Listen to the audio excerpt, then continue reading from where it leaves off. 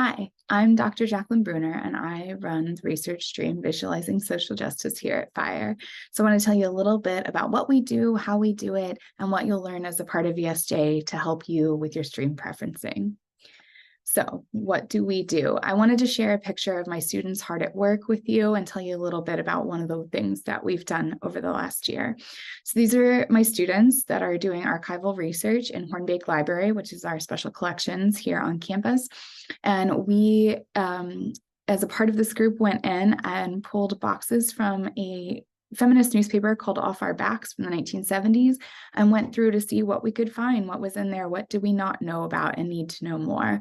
One of the documents you see here is one of my personal favorite finds from our time in the archives, which is a communique from the Weather Underground, which was a radical revolutionary group from the 1970s that I didn't realize had communicated with this newspaper before. So it was really interesting to find other things that I was already aware of or interested in kind of loop back in on itself in this way. From that work, my students produced a podcast called With Love and Struggle, which is based on some of the work that the name is based on some of the work that we did, that we found while we were in the archives. And each of the episodes has everybody's voice on it, but it really represents what they were interested in and how that overlapped with the Off Our Backs newspaper collection and what we were able to learn about feminism in the 1970s and how that affects our lives today. So let me tell you all of that in text form so you have something to hold on to. At VSJ, we tell stories. That means we go in and we do our research. We look into the historical and contextual information. We go into archives. We look under rocks. We read old newspapers. We try to figure out what is it that we should know more about and don't. And that allows us to pay attention to social justice issues like race, like feminism and representation and things you're probably already interested in a different way because it's fundamentally a digital humanities project from a lens of public memory. And I'll talk a little bit about what that means here in a second. Ultimately, we create things that spark conversation. So if you look out in your world and you see things that you want to be able to affect and make and change, we're a place for you.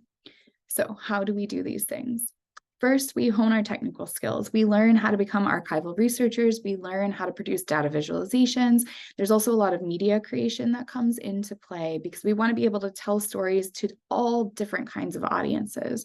So a lot of times in scholarship and in academia, we talk to other academics. We talk to other professors and researchers, and we do that here, but we're interested in also creating public-facing materials that will live online, that will go out in podcasts, that will move in the world to kind of create and contribute to those conversations that help us move and change our future. So to do this, we learn how to balance interdisciplinary research methods and leverage new technologies so that you'll walk away from your time at FIRE as a member of VSJ with a host of new tools and resources in your pocket, but also a broader understanding of your world. So finally, what will you learn? One of the ways to think about this is you're going to learn more about yourself, your world, maybe your subject position, maybe your identity and how intersectionality plays in your life, but you're going to learn more about our shared history too. Right now, I have students researching everything from civil rights cold cases to inequality in education to our very own history here at the University of Maryland. And the reason we're able to move in so many different ways in VSJ is because it's fundamentally the same study. It's the study of public memory, which is an interdisciplinary approach that I use as I'm a rhetorician, but there are lots of people in history and sociology and lots of other fields that study public memory. And it's a way to look at public discourse for the past, the present, and the future. So if you're interested in changing things, we have to know where we came from in order to make policies that work for everyone. So it's really a balance between understanding what and how we talk about the past and how that allows us to talk about the present and the future. So we engage with things that are forgotten and unknown, and we learn how to take new information and turn it into something for others to use to change the world and to make it a better place. So as you're considering your stream preferencing, please reach out with any questions that you might have. You can find my information on the website, and I hope to meet you soon.